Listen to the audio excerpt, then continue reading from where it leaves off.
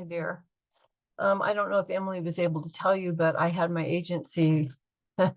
I told them I wanted an afternoon only job today because I wanted to meet with you guys. And they gave me a late morning setting, which in the real world would have been fine, except court reporting is not the real world and everything changes at the last minute. So I'm going to try to record something for you guys, hoping that it helps a little bit because when you log on, I'm going to be jumping into a deposition that was not supposed to even think about beginning until 11 o'clock. So I wanted to find out what speeds you all are in. Not that that matters, but just so I can kind of focus on neurologically where you are in your journey. Because me looking back at where I was and my struggles in school, I found some commonalities along the way. And I split it up in between like theory, beginning speeds, intermediate, middle of the road, and then exit speeds, entry level, exit speeds. And then there's this place in the middle, this amorphous place, which can hit anybody from about 120 to 180s. And it's a time at which you start writing, thinking, and reacting differently. And I didn't know that was what was happening when I was in school. I just knew I didn't have any trouble up to 120. And then now looking back on it, I actually didn't have a whole lot of trouble from 180 on.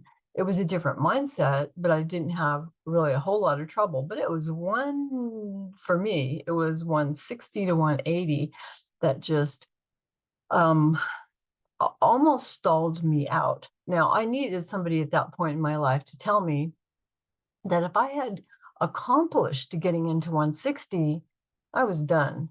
I mean, all I had to do was hang on and show up and keep doing what I'd been doing, and I was going to be fine. But I didn't have anybody to tell me that. So I would drop out of school because I would practice and not get the results I wanted. And then I'd think, well, I need to make some money. And then I'd come back and I'd hit it really hard and I'd make a little bit of progress.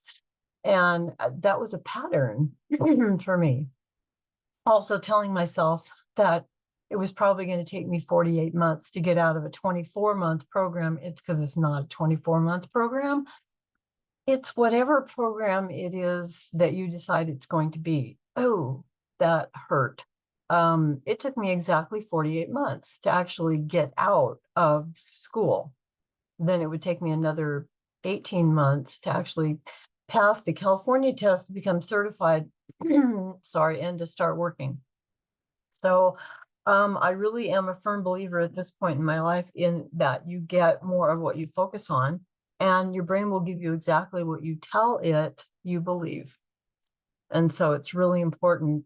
I think cleaning up your thoughts and the mental aspect of you is way more important than practicing. And that there are things you can do if you can't spend time behind the machine. There are things you can do that will increase your speed, not the least of which is listening to things at a very, very high speed. But one of the things I wanted to kind of get a poll on was of these three items, which one concerns you most? Dropping, being anxious before a test or during a test, freaking out and having the test fall apart, and then having your writing pick up and be brilliant after you failed, and motivation. And the motivation comes in because the other two have stalled you out to the point where you just feel like not quite quitting, but not quite getting your ass in gear and doing what you know you need to do. So if you guys can give me some feedback on that, I'm happy when I reschedule this for a time that does not conflict with anything my office thinks they want to put me on. This is really a hard time in my life because when I take time to do a presentation, to go to a national convention or even the local ones, or to meet with students, because I'm a full-time reporter. I am taking time away from me in the field reporting. And so I'm kind of pissed because even for today, because I had asked them for an afternoon job, and they know that, I have a certain benchmark that I want to hit every time I show up on the calendar. And this isn't the same for all reporters. It's the fact that I have been reporting for 45 years and that I am, gee, I've thought I was at the end of my journey about 20 years ago, thinking, well, sooner or later my skills will drop and my speed will slow down and my focus and it's never happened. In fact, I've made more this year than I did last year with less effort. And that was the same for last year. I consistently bill out about $230,000.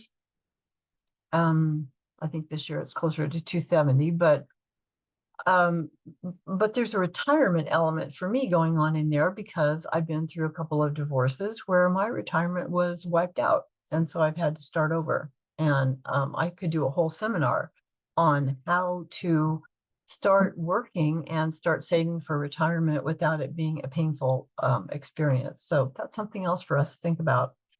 But dropping anxiety, motivation, which of those things is holding you back? Because no matter what it is that's holding you back, there are some commonalities that are the things that drive us forward or stall us out, not the least of which is not believing, even in for the moments that that we can do this thing.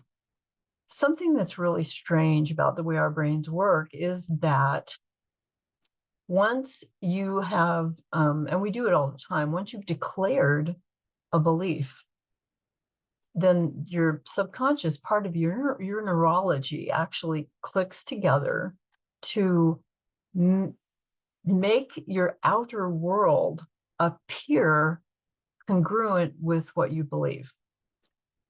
And when people say, oh, you're manifesting this, you're creating your own reality. Well, you are, and I used to freak out when people would say, well, you need to change your reality if you want things to be different. And I felt like, well, how can I change my reality? Because if I change my reality, isn't that going to change somebody else's reality? And I don't want to mess anybody else up. That was my excuse. But not understanding that we're all in this thing together and we're all experiencing it simultaneously. But my reality is different than yours. And my reality when I was in school was different than the person sitting next to me. Their experience was different. Their trials and tribulations were different. My results were different. And I couldn't understand why some people put in less effort, less time, and got better results. And that wasn't just school. When I was working, it was the same way. Less effort, better results. How could that be? Well, because those people didn't have whatever it was that was holding me back at the time, and we'll get into that in a moment. But they didn't have that stuff. They came from a different upbringing. They came from different family beliefs. They came from different cultural expectations. They didn't have the doubts that I had. And so when they showed up for school, it was, I'm going to do this thing and I'm going to be out and be working. I showed up for school and I was, why is this so hard? How come I'm working so hard and I can't get the results that everybody else is getting? I didn't understand that what I was saying and how I was framing it was in conformity to the messages I received as a child between the ages of 2 and 7. Who you were in the world you lived in between the ages of 2 and 7 will literally download programs into you and tell you who you are going forward, what's possible for you going forward. Now, you can decide, I want something different. You can decide that up here all you want. But until the other part of you where the programs are change and decide to allow change, you ain't changing no matter how hard you want to. Perfect example is people who come, especially to me, who want to have hypnosis to lose weight. And they think that with one session of me putting them in hypnosis and telling them they will lose weight and making, oh my gosh, making choices for what they want to have the result be is going to be easy. And it should be. It should be, I'm going to go on a diet, I'm going to change the way I eat, and my hypnosis person told me that's what's going to happen. Now that is a belief, and that is a placebo effect, and it can have a lot of great results for you. It really can. But what will happen is, since they say, we use 10% of our brain, and that's not true. We have 10% of conscious awareness during the day, because anytime you're doing something that you have routinely done, like driving a car, writing on your machine, brushing your teeth, your hair, whatever, those are things that you do routinely. You don't know it, but those have become a program in your subconscious. And so, and it works well, because the conscious analytical part of your brain wants time and room and space to be able to analyze things, to create solutions for problems, to look at what's going on. It's a much slower mechanism than your subconscious. Once your subconscious has a routine, it just does it automatically, which is why you can write on that machine brilliantly at faster speeds until something interferes with it, until the message comes up, oh my God, I'm getting this. Click. You've just gone from really, really fast to analytical thinking, and you can't analyze your writing. You past 120, 140, 160, you cannot analyze your writing. It will slow you down. And so we've got to get to a place where you can really minimize that and maximize the part of you that trusts who you are and your skills and what you've been doing. I'm going to pause this for just a second. And because I had sent a message to Emily, she just sent me something back with a little bit more pointed what you guys maybe need, and that you're, 180s to 200s type of people, that my people. This is a time when we should be totally out of the analytical zone and really sinking into the I am a court reporter. That may be a hard one for your brain to accept, because it's afraid of what's coming next. It knows what school is. School is the devil it knows. Work is the devil that it doesn't know. And it's going to imagine all the worst things that could possibly happen when you're out there. So I'm just going to take a tip off of her email that she just sent me about how to stay focused when something triggers you during your writing or during a test. And honestly, because we don't know what's going to come up in the test. We don't know what's going to come up even in a practice, which will have less triggering effect in a test, because you're on high alert when you're in a test environment. If you're just practicing, it's kind of being an observer on the side, which is actually where we want to be when we're reporting. But in that moment of being in a test, the subconscious part of you is on high alert to make your inner world conform with your outer world. And if your inner messages are, this is really hard, I'm not really good at it, I'm going to be in school forever, and especially when you have friends and family asking you, are you out yet? It's not them. It's you internalizing, yeah, I'm not out yet. What does that mean? That's just a thought. I'm not out yet. Okay, whatever. I'm not a lot of things yet, but those other things don't bother me. This one bothers me. Why does it bother me? What is it that I believe about me that thought bothers me? I'm not out yet. I'm not good enough. I've never been good enough. I'm not going to be good enough. Even if I get out at 225 words a minute and I certify all over the place, I deep in my soul still know I'm not going to be good enough, because then there's going to be a whole world of stuff I'm supposed to learn. And I won't even have a teacher out there. First of all, that's not true.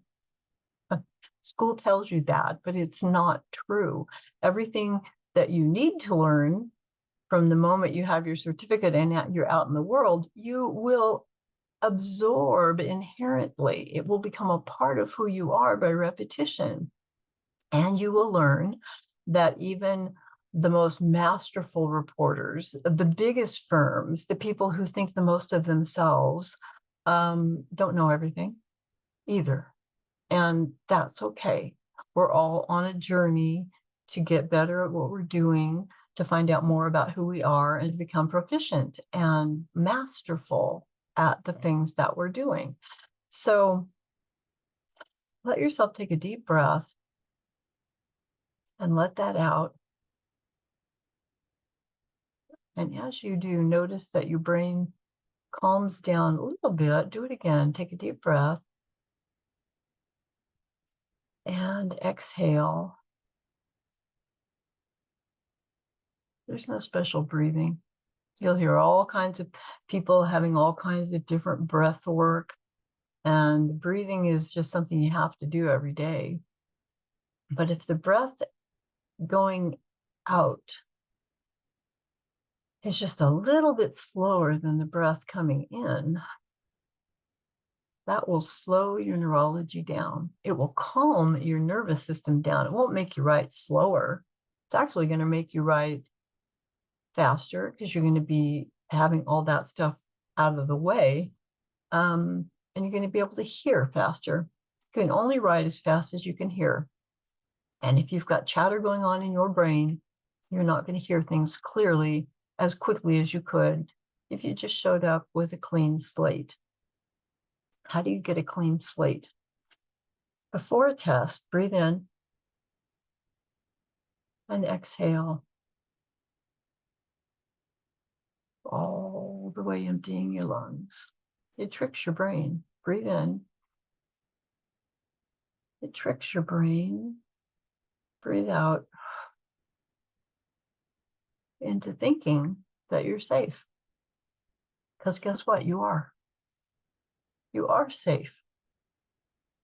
It was helping another hypnosis student to practice where I was her client that I first realized I hate Q&A. Well, I had for 40 years of reporting until I understood why it triggered me. She took me back to a scene, a place, an event that had all to do with getting really nervous when people in front of me seemed to be arguing, not agreeing on things. It took me right back to being a 3-year-old, a 4-year-old, up against the wall, scared because the adults in front of me were fighting. And what happens when people in front of you fight, Carrie? And my little 3-year-old, 4-year-old person was able to very eloquently say, bad things happen. And my practicing therapist said, what happens when bad things happen? What do you do? What do you have to do? And all of a sudden it became so very clear that my brain knew at the age of 3, 4, 5, if you are visible in the room when people are fighting, bad things are going to happen to you. Happens every once in a while. There's enough evidence of it to prove that that's a true threat that you should take seriously. And so my brain told me, go hide in your bedroom. If things were really bad, hide in your closet. They have never looked for you in there. They just kind of peek in the room, and if they don't see you, you're safe for the moment. Doesn't save you forever, for everything, but for the moment. And in that moment, I saw the program that had been laid down when I was somewhere between 2 and 7, 8, 9 years old. A program that said, this bad thing happens occasionally, and when it does, what can we do to keep you safe? 3-year-old, 4-year-old, 5-year-old brain said, run and hide. Get out of there. And I had found myself as a reporter at 50 years old, been reporting for 40 some years, pushing when I'm feeling them arguing. It's not the witness and the attorney necessarily. It's usually 2 attorneys that start arguing with each other, fast and furious, and yelling at each other sometimes, and just basically being little babies. But my brain didn't take it that way because my brain still felt in victim mode. I was the little kid that didn't have the strength, the authority, the ability, the control. I was at the whim of these adults, and it was scary. And my neurology literally would push me way back in my chair, and now I'm reporting like this.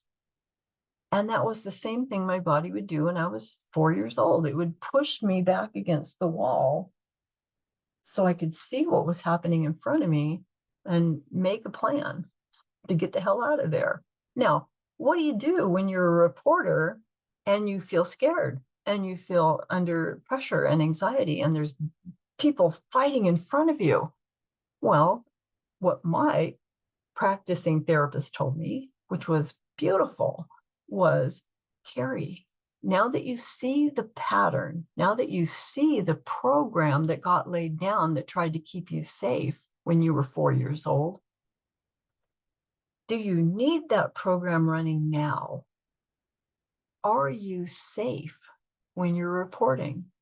Oh, yeah, I'm safe. In fact, at this point in my life, I've been reporting longer than when your mama was changing your diapers, thinking about the attorneys in the room fighting like little babies. I know what I'm doing. They're not a threat to me. In fact, they need me more than I need them. I mean, they've paid for everybody to be here today. And if I get up and leave, they're kind of fucked. So, I mean, I'm not going to. I had one time in my life where I felt like I told them I'm leaving. I'm leaving. I have worked with you for 4 hours trying to get you to slow down to make a decent record. We're on a video. It's going to take me forever to make a verbatim transcript, which is what you're going to get. But it just occurred to me that maybe I'm trying to make a verbatim transcript, but maybe that's not what you want. But that's what I do. So I'm going to be leaving now if you don't want to make a record. One time in 45 years of reporting, and they just kind of finally sat back and realized that I could leave.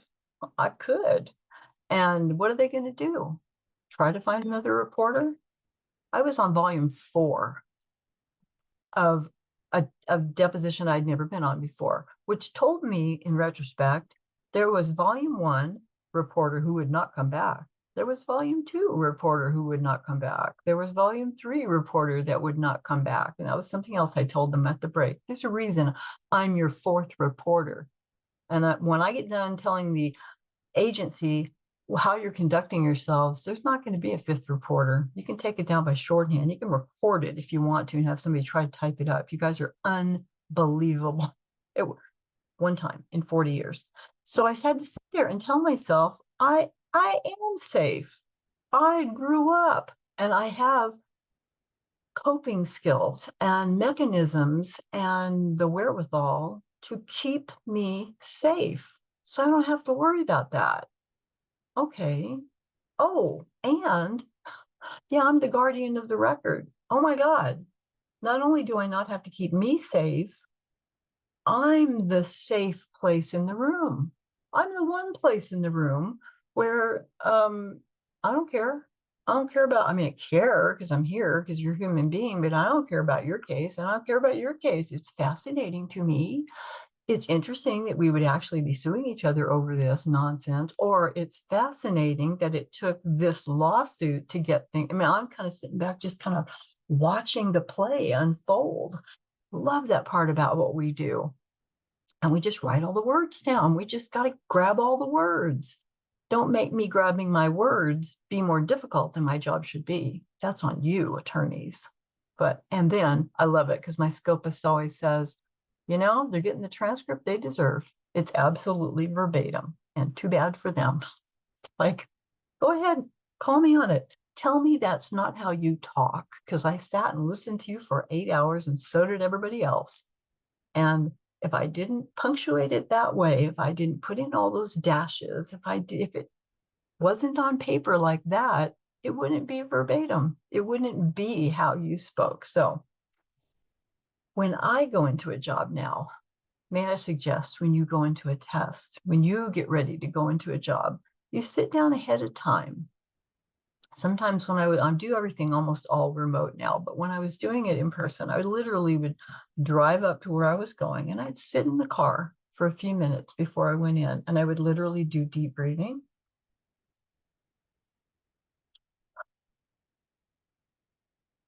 3 times, 3 is always magic number.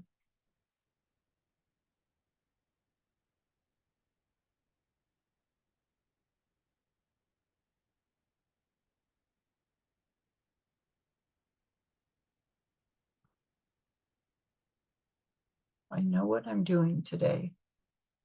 I have the skills. I've worked hard to be proficient at what I'm doing. I am the master of my craft. You are, at no matter what stage you're in. I am the master of my craft. I know how to do my job. I know how to make a transcript. I know how to get the words down. I can do this. I'm safe.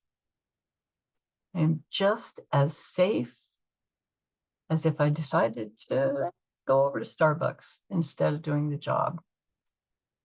To go over to Starbucks, to do something else instead of taking the test. I'm just as safe no matter what I choose to do, because there's no threat.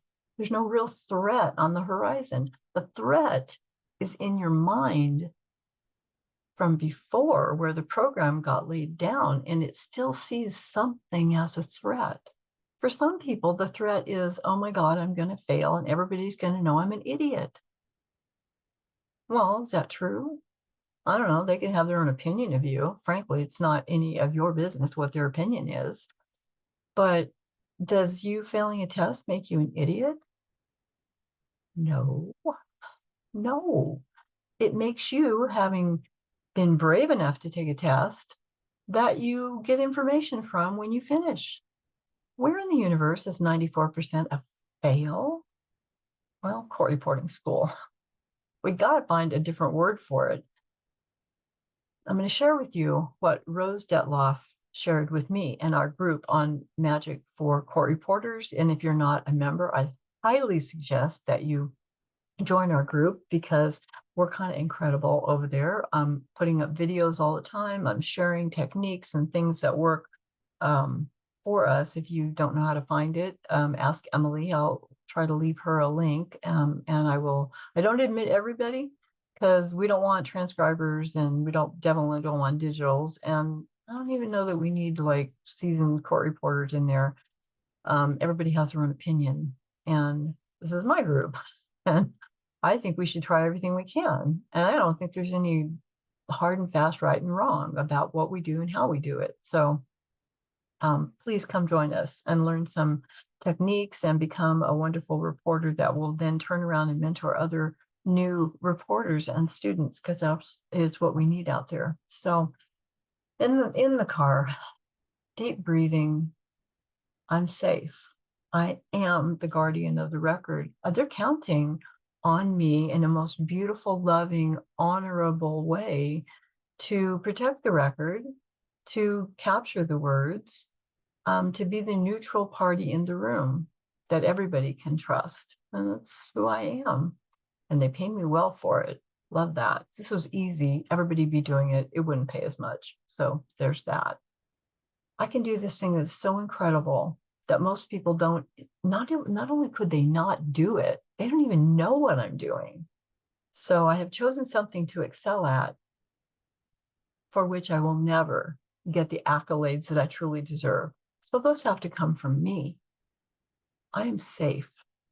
And whatever topic the transcript has to do with today, whatever it's about, if I'm going into court, whatever case it is or cases, if I'm doing a deposition, whatever case it is, whatever the witness is, whatever the subject matter is, it doesn't matter. If there's something in there that has something to do with something that happened to me a billion years ago, my subconscious is going to realize that that doesn't have anything to do with me today. Just a coincidence that they happen to be talking about something that might trigger me, because I don't have to be triggered. If it's something really important, I'm going to ask my subconscious to make a note of it outside of my awareness.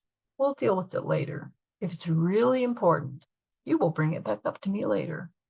But in the moment, word, word, word, word, word, word, word, word, word, word, word. And those words mean nothing to me except, how do I punctuate them? How do I spell them? Do I paragraph that? Have I ever heard that word before? It's a different kind of listening. We're not listening to be on the alert for something that could kill us, because it's not going to. You are safe. You are competent. You are confident in those things.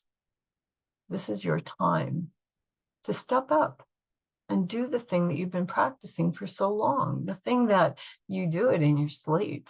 You do it when you're sitting at a party and listening to people talking. And if you're not writing with your fingers, you're writing in your head. You're keeping up with the pace of the conversation. It's what we do.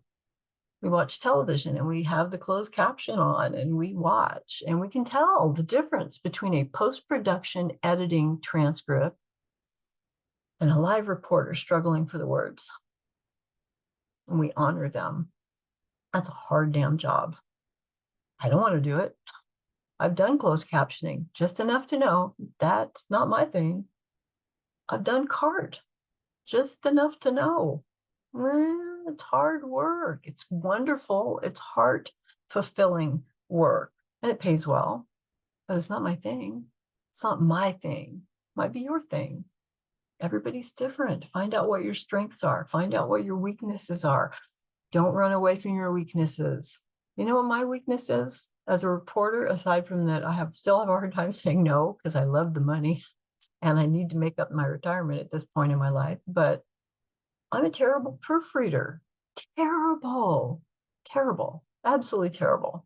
I did a presentation for the Maryland Court Reporters Association a couple weeks ago. They asked me when I was doing a daily to give them an outline that they could send to NCRA that would be tough enough to get us continuing education units. And so I slammed it out as fast as I could, sent it in as fast as I could. It got approved.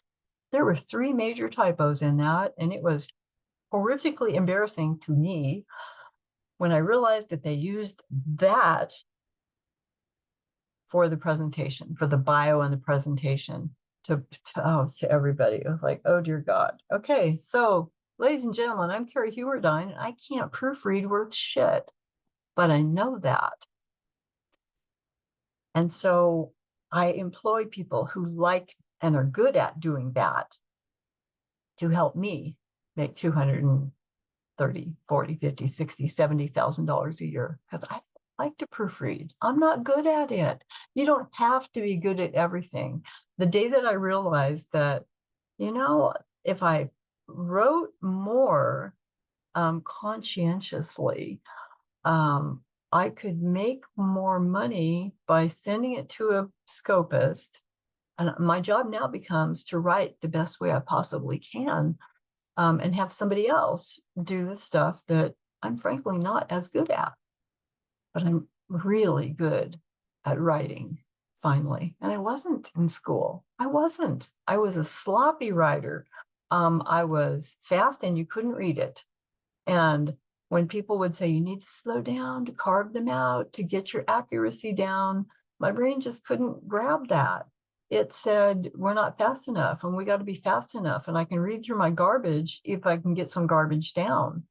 And that was true for me. It also I came from a school, literally a school of thought that told me, don't you ever drop anything. Don't you do it, because then you won't. It was like that was the worst sin that we could do, was to drop anything. In school, we aim for 95%. And I want to tell you to start telling your brain to start aiming for 98, 97, 98%. Tell yourself, I've got an incredible brain. 99% of the people that I know on the face of the earth couldn't do the thing I'm doing. I have an incredible brain, and it could aim for 98, 97%. It doesn't have to aim for 95%. That's for everybody else, the slackers.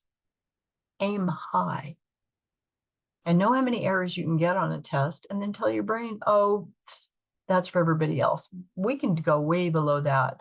For the California test, when it was 50 errors, I used to tell people, aim for 35. Tell your brain 50, that'd be nice. Now, I bet you we could do 35. The first time I worked with somebody doing this, within 5 weeks, she was where she couldn't hit 50 errors, she was hitting 40, and then in the 30s.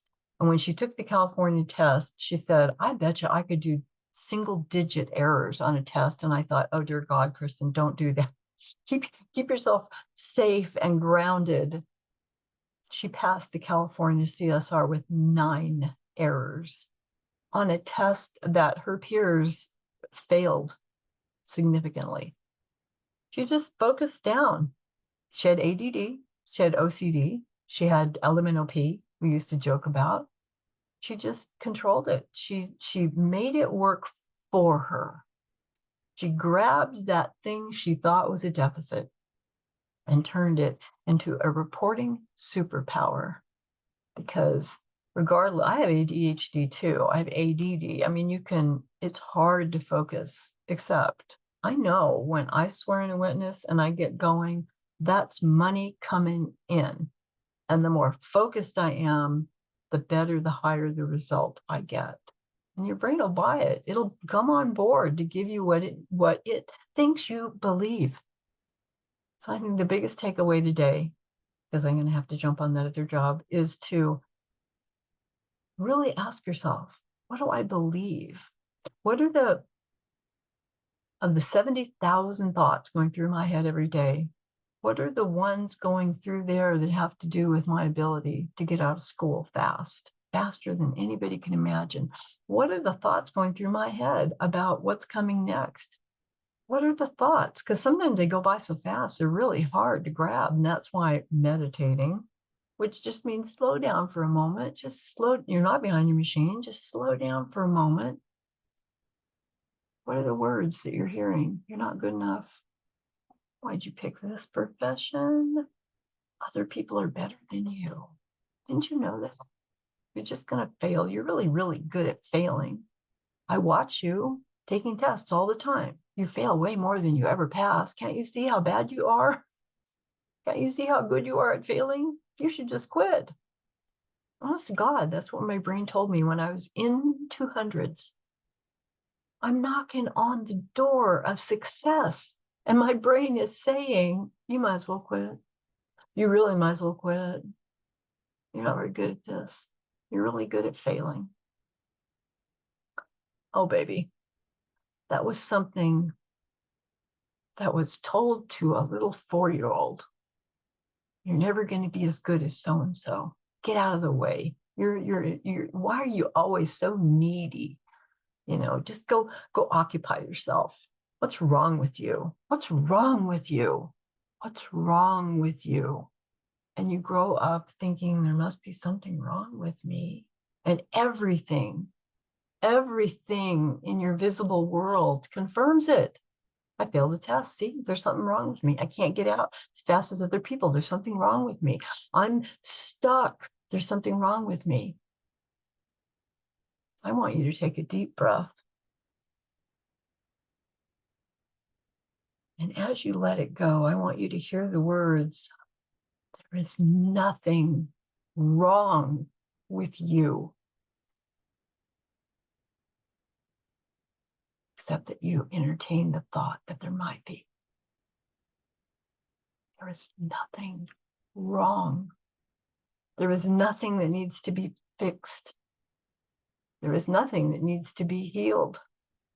There are things that need to be seen for what they are and loved for how they protected you. Those are the things that need to rise to the surface.